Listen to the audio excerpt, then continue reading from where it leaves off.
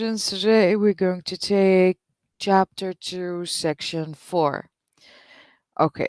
Um Here we have a very very important relationship that Stephen is trying to convey to us. The idea of him and his relationship with his father is shaken because of a lot of financial problems and his father unable to control their household and their life. He feels hopeless as if a fetus. And this chapter is this section is very moving. So we have Stephen. The section starts with Stephen in a railway carriage. He's going with his father to Cork. Cork is his father's hometown because of many financial problems that Stephen Dellis, which is Stephen's father, is having. They have to sell their house in an auction, so his father, during the travel, speaks a lot, complains a lot, tells all stories of his boyhood, childhood, and adulthood when he was young and his adventures. But the difference is, it shows you he's even heard but could not feel pity. And he did not have any kind of connection with his father here. He's showing you that although his father is telling a lot of stories, he's not interested anymore. It's not like in section 1 of chapter 1 when we hear him having his own song because his father is telling him a story. Once upon a time, there was a moo cow, and his father's story remained engraved in his brain. But now, when he's an adult, it's not as much. And in this chapter, we discover that Uncle Charles has died, and uh, and now we move to Stephen's father, who took him into his old school. And in that old school, Simon keeps telling Stephen about his adventures and all the people he knew there. But this did not move Stephen. What moved him was a thing written, or actually, it was engraved on one of the desks, the word fetus. Let's see, this is a very important. They passed into the anatomy theater. It's anatomy class, it means, where Mr. Douglas, the porter aiding him, searched the desk for his initials. Here, Simon is trying to show Stephen his own desk because he engraved his initials on the desk. But instead, Stephen remained in the background, depressed more than ever by the darkness and the silence of the theater, and by the air and war of jaded and formal study. On the desk, he read the word fetus, cut several times in dark stained wood. The sudden legend startled his blood. He seems to feel the absent students of the college about him and to shrink from their company. A vision of their life, which his father's word had been powerless to evoke. You see, his father could not move him. His father couldn't take him back into that classroom in history. But the word that he found on the desk moved him. Okay. Sprang up before him out of the word cut in the desk. Okay, what happened? The word fetus that he saw engraved on the desk took him back in history to the time that the boy was even doing that on the desk. And he's just telling you what he's seeing. A broad shouldered student with a mustache was cutting in the letter with a jackknife seriously. Other student stood and sat near him laughing at his handiwork. One jogged his elbow. The big student turned to him, frowning. He was drenched, and he's even noticing what they are wearing. You see how vivid his imagination can go through? So he kept walking by his father's side after leaving the anatomy theater, and then he realized that he's listening to stories he heard before, hearing again the names of the scattered and dead travelers, and he's not interested. He just realized that, and a faint sickness sighed in his heart. Okay, this is important because here he is remembering his isolation in his school.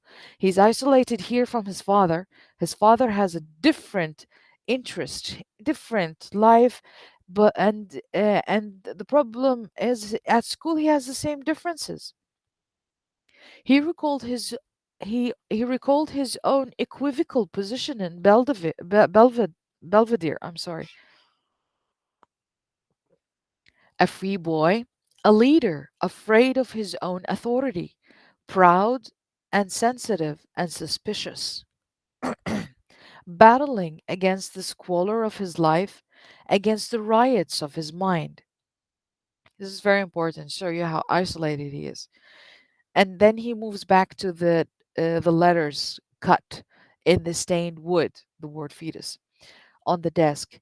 A star stared upon him, mocking his bodily weakness, a futile enthusiasm, and making him loathe himself for his own mad and filthy orgies. The spittle in his throat grew bitter and foul to swallow, and the faint sickness climbed to his brain, so that for a moment he closed his eyes and he walked up in darkness.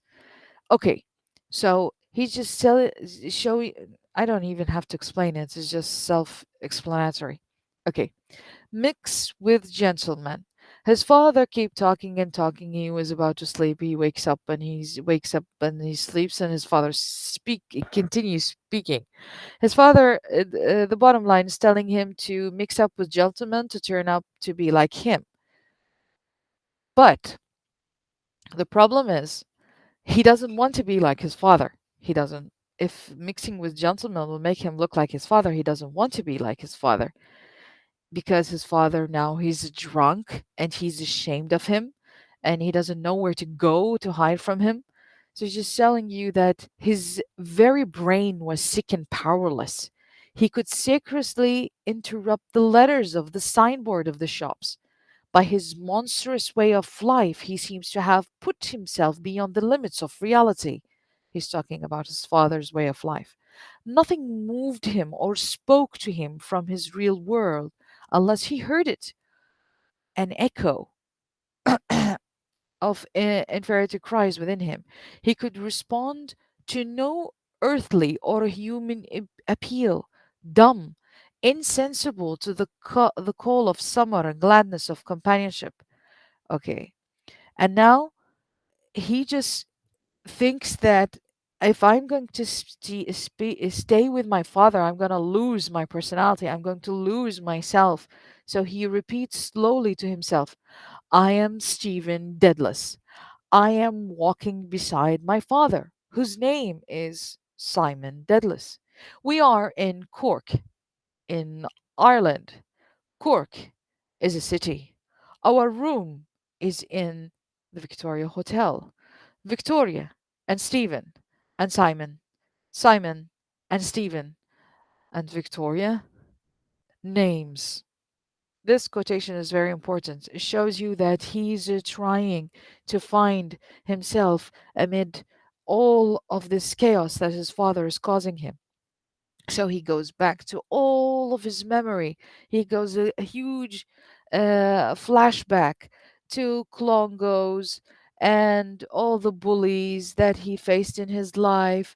And when he remembered when he almost died in the hospital, but he didn't die. He remember Parnell and the mass for the dead in the chapel and he remembers all the details we already know. Okay. He even remembers when he was standing in the playground putting his hands in the pockets. Okay. So, his father took him to a bar to add to the problem. He took him to the bar and he drunk himself unconscious, a matter that is deeply humiliate. Come on, uh, you know, he felt humiliation, and all of these things made him even uh, more in pain. Uh, of his father flirting with all the bartenders and everyone making fun of his father. He even started to speak Latin, and comparing Cork girls with Dublin girls. So, and they wanted all the girls, the barmaids, and tried to interest Stephen, but his father told him he's not that way built. Leave him alone. He's level-headed thinking boy who doesn't bother his head about that kind of nonsense. And he was just telling them that my son is not interested in women. He's not interested in anything that you're talking about. So all of the men that used to know Stephen at the bar and the barmaids said then he's not his father's son because he doesn't look like you. He's not flirting with old women here and there.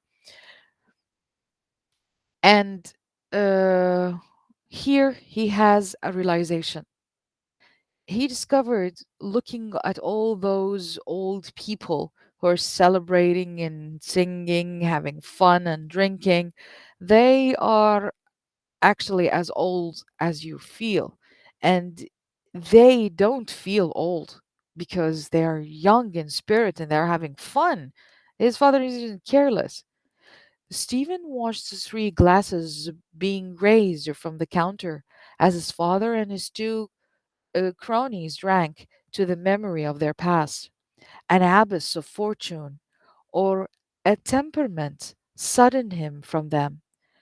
His mind seemed older than theirs. It shone coldly to their trifles and happiness and regrets like a moon upon a younger earth. No life or youth stirred in him as it had stirred in them. He had known neither the pleasure of companionship with other, nor the vigor of rude male health, nor filial piety. Nothing stirred within his soul but a cold and cruel and loveless lust. His childhood was dead or lost, or with it his soul capable of simple joys, and he was drifting amid life like the barren shell of the moon. Here he returns to the image of being a fetus, helpless, has no kind of emotions. He doesn't feel anything like those old people. So he remembers the verse of lines of Shelley's Fragment. This is very important because the comparison is unique. Art thou pale for weariness of climbing heaven and gazing on the earth, wondering companionless? Okay. He's wandering companionless. Although he's with his father, and then we'll see on he's going to be with his family, he's companionless. Okay. It's alternation of sad human ineffectiveness with vast inhuman cycles of activity chilled him, and he forgot his own human and ineffectual grieving. Here, these lines just show you that he's inexperienced and he is incapable of having any emotions because he's I don't know, because he's isolated. Let's see how things will go on in the last section.